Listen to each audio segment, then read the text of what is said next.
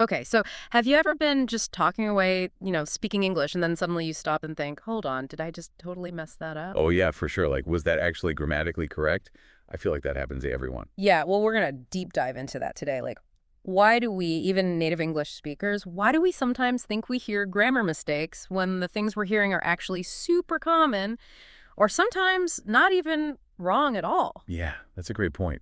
It's like we have this little voice in our heads, the grammar police just waiting to pounce. Totally. So we're going to tackle this whole idea of perfect grammar and look at some of those times when even native speakers, people who've been speaking English their whole lives, they use phrases that they themselves might think are wrong coming from someone else. It's really fascinating. It's almost like we have these double standards when it comes to grammar.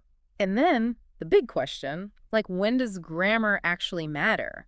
Does it matter all the time? Or are there times when it's okay to relax a little? The sources we've been looking at for this deep dive, they really emphasize that language is this fluid, ever-changing thing. It's all about context. Yeah, so our mission for you today is to hopefully walk away feeling more confident about your English, maybe even liberated a little bit, like free yourself from some of those really strict rules. Yeah, what we're hoping is that by the end of this, you'll see that a lot of those grammar rules we've been taught, they're not these unbreakable laws set in stone. They're more like guidelines. Exactly. And we really want to help you distinguish between, what we might call like prescriptive rules, the because I said so kind of rules, Yeah, and then the rules that really affect whether people understand what you're trying to say. right. So let's just jump right in with this idea of perfect grammar. Here's the thing. Pretty much every source we looked at said that no one speaks perfect grammar. Like seriously, no one. Hmm. Not even the people who literally write the grammar textbooks. Exactly. They're not speaking perfectly grammatically correct English all the time, especially in casual conversation. Right. Because, like, think about it. It would sound so weird. Totally. Like you'd sound like a robot. Yeah, exactly. It's just not realistic. And one of the big reasons for this is because language is always evolving. It's constantly changing. Absolutely. It's like a living thing that grows and adapts over time. Yeah, it's like fashion. What's cool, one year is totally out of style the next. So a good example of this that came up in our research is the singular they. So, you might hear someone say, everyone needs to bring their own lunch. Yeah. So using their to refer back to everyone, that's so common nowadays. Yeah, you hear it all the time. You do. But here's the thing, and this is what's so cool. Apparently Shakespeare was doing this way back in the 1600s. Wow. Like centuries ago. I know, using they in that singular way. It's crazy. So it's like this perfect illustration of how language shifts over time. And this thing that might have seemed wrong a few hundred years ago is totally normal now. And it's interesting because you might still have some people who cling to the old rule, and insist on using he or she or something like the that. grammar sticklers. Yeah. But language doesn't care about their stickling. It just does its own thing. Yep, it moves on. And another word that's had this crazy journey is literally. Oh, yeah, literally. It used to literally mean literally, like it meant something was actually true, not figurative. Right. But now I feel like, especially in casual conversation, it's almost always used for emphasis or like as hyperbole. Yeah.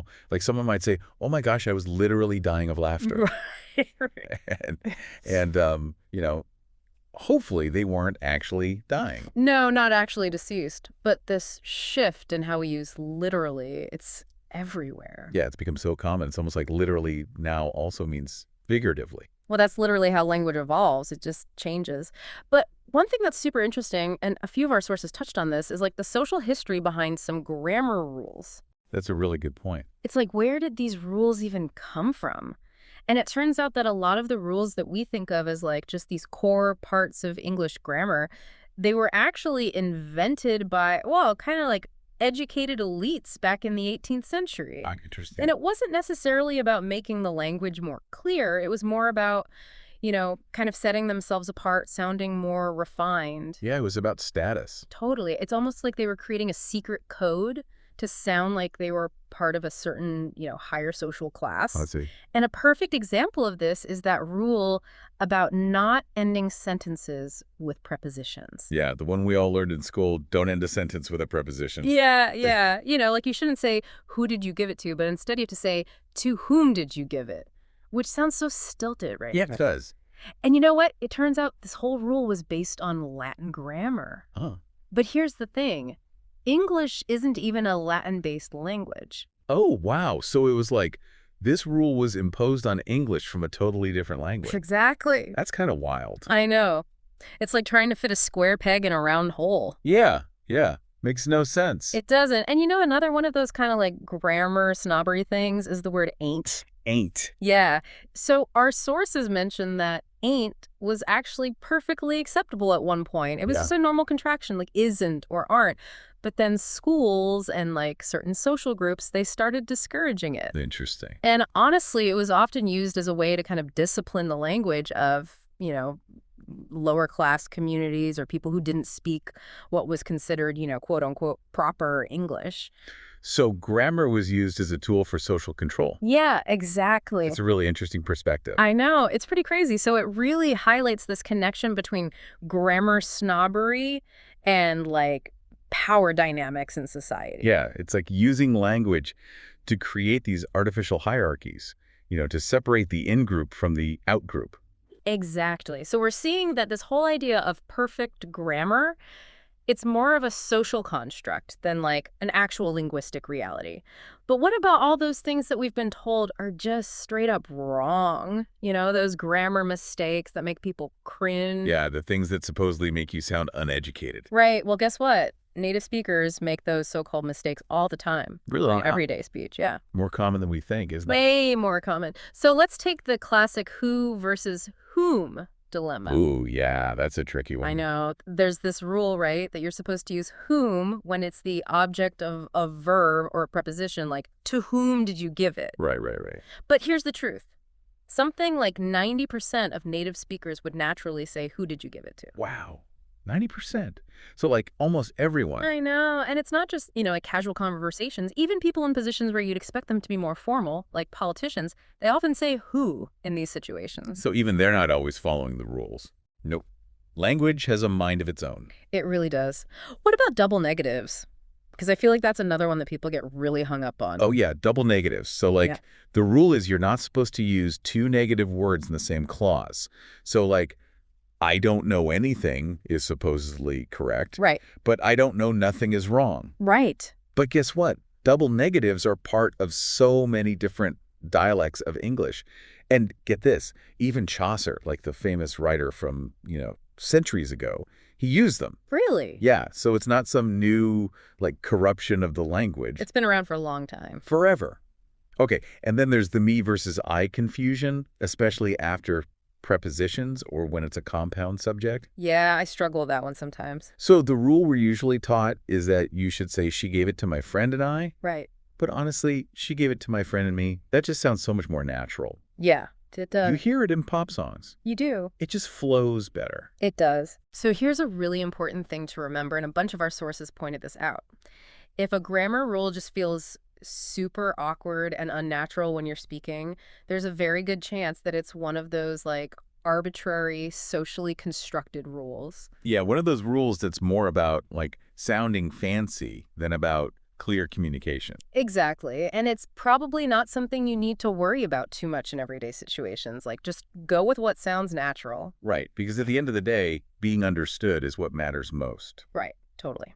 But, okay, so that said, this doesn't mean that grammar doesn't matter at all. Of course not. Context is everything. There are times when paying attention to more formal grammar is really important for clarity and just for making sure your message is received the way you want it to be. Right, like knowing when to switch it up is a valuable skill. It is. So, for example, when you're having a casual conversation with friends, like, firing off a quick, where you at? That's totally fine. Yeah. It's efficient. It's natural in that setting. Yeah. And the same goes for creative writing. Yeah, like using dialects and less formal grammar can actually make your writing more authentic. Totally.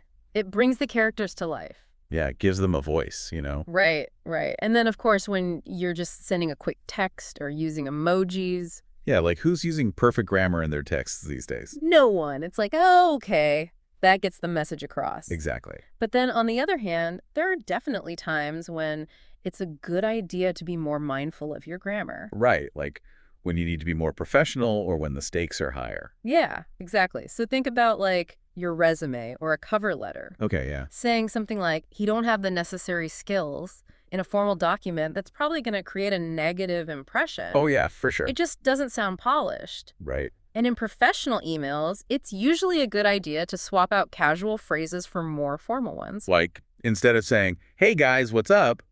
You might say, dear team, I hope this email finds you well. Yeah, It's all about reading the room, right? It is. And then, of course, standardized tests, those are notorious for being super strict about grammar. Oh, yeah. Those tests love their whom's. They do. So if you're taking one of those, it's worth brushing up on those, super picky rules. Okay, good to know. So our sources gave this really useful rule of thumb, and I think it's a good one to keep in mind. If your meaning is clear to the people you're talking to, then your grammar is probably fine for that situation. It makes sense. Yeah, because the whole point of language is to communicate effectively. It's not about achieving some, impossible standard of perfection. I love that. It takes the pressure off, Totally. And here's something really interesting that our sources talked about. In a lot of informal settings, native English speakers don't even notice minor grammatical errors. They don't. It's true. It kind of goes over their heads. Wow. So it's like we're so worried about making these tiny mistakes, but most people aren't even paying attention to them. It's more about the overall impression you're giving off, Makes sense. So what native speakers do tend to notice, and this is where it gets interesting, is a lack of confidence. Oh, that's interesting. So if you're hesitant when you speak, lots of pauses, ums and ahs, that can actually be more distracting than a little grammatical slip up. It's like the energy behind the words matters more than the words themselves. Yeah, confidence is key. It is. And another thing that native speakers really value is the natural rhythm and flow of speech. Right, like it should sound conversational. Yeah, exactly. Yeah. So think about using contractions like gonna instead of going to. Yeah, gonna definitely sounds more natural. Right. Well, going to is technically, more correct. Yeah. Gonna just contributes to a more relaxed, natural way of speaking. It's like you want your words to flow smoothly, not sound choppy. Right. And here's something that's super important, but I think it often gets overlooked, and that's cultural fit. Cultural fit. Yeah. Like using local phrases and slang can actually be a huge plus in certain situations. Yeah, totally. Like our sources gave the example of someone in Boston saying wicked cool. Okay, yeah. Now, obviously that's not proper English, Right. but it fits perfectly within the culture of Boston. It does. And it can actually make you sound more relatable, more like you belong, than someone who's using very formal, kind of stiff language. So it's like knowing your audience and adapting your language accordingly. Exactly. There was even this story that we came across about someone who was in Texas, and they used the word ain't. Ain't. Yeah. And, that's another one of those words that some people consider to be, super incorrect. Right. But in that context, in Texas, it was totally understood, and the person was actually laughed with, not at. Oh, that's great. It was seen as part of a relaxed regional way of speaking. It created a connection. Exactly. So it just shows how important context and cultural understanding are when it comes to how language is perceived. Yeah, sometimes incorrect grammar can actually be a good thing. It can make you more relatable. Right. So are you feeling ready to let go of some of that grammar anxiety? I think I am. Because a lot of our sources actually put together an anti-snob action plan. Okay, I like this. Yeah. So first up, audit your worries. Audit our words. Yeah, actually sit down and make a list of all those grammar rules that you're always stressing about. Okay, I can do that. And then once you have your list, really ask yourself, in your experience listening to native English speakers, do they always follow these rules? Yeah, be honest with yourself. Right. And spoiler alert, they probably don't. Probably not. Okay, next step. Embrace the errors. Embrace the errors. Yeah, it sounds crazy. A little bit, yeah. But just try it. Yeah. So pick a low-stakes situation, I don't know, texting a friend, Okay. and intentionally use a grammatical form that you've always been told is wrong. Okay, so intentionally break a rule. Yeah. Our sources even suggest trying out an incorrect use of they're going to the store when Oh. it should be they're going to the store. Just see what happens. And just see if anyone even notices. Right. Because chances are they won't. I think that's a good challenge. And then the final step, make a real effort to learn about different dialects of English. Oh, that's a good one. Yeah. So explore those variations that exist, AAV, African American Vernacular English, or Cockney, which is from London. Yeah, or like the Southern dialect in the U.S. Right. Because when you start to understand that these aren't just random mistakes, that they're actually like rule-governed linguistic systems in their own right, Yeah. it really changes your perspective. It does. It helps you see that there's not just one right way to speak English. Yeah, and it makes you less judgmental of other people's grammar, too, I think. Totally. And then we came across this amazing quote from the writer Joan Didion. She said, "Grammar is a piano I play by ear. All I know of grammar is how to crowd it with improvisation." Wow, that's a great quote. Right. And she was, an incredible writer, super respected, and she wasn't afraid to bend the rules. She's playing her own tune. She was. Yeah. So to sum it all up for you, remember that language is alive. It's breathing. It's changing. It's evolving. And those grammar rules that we often get so hung up on, they're really more like flexible guidelines. Yeah, and even native speakers bend them all the time to make their communication more effective, more engaging. So here's a little thought to leave you with. Next time someone tries to correct your use of good versus well. Oh, yeah, like, I'm doing good versus I'm doing well. Yeah, just smile confidently and say something like, "I'm doing good today, and I hope you are too." Love it. I'm going to use that. And finally, here's a bit of a provocative question to ponder as you go about your day. How does understanding the social history behind grammar rules, like who created them, why they created them, how does that change the way you view language itself and the act of communication? That's a great question. I want to think about that one. Thanks for the deep dive. My pleasure. I always learn so much from these conversations. Me too. It's been fun. Thanks for joining me. Thanks for having me. And to all our listeners, we'll catch you next time. Bye, everyone.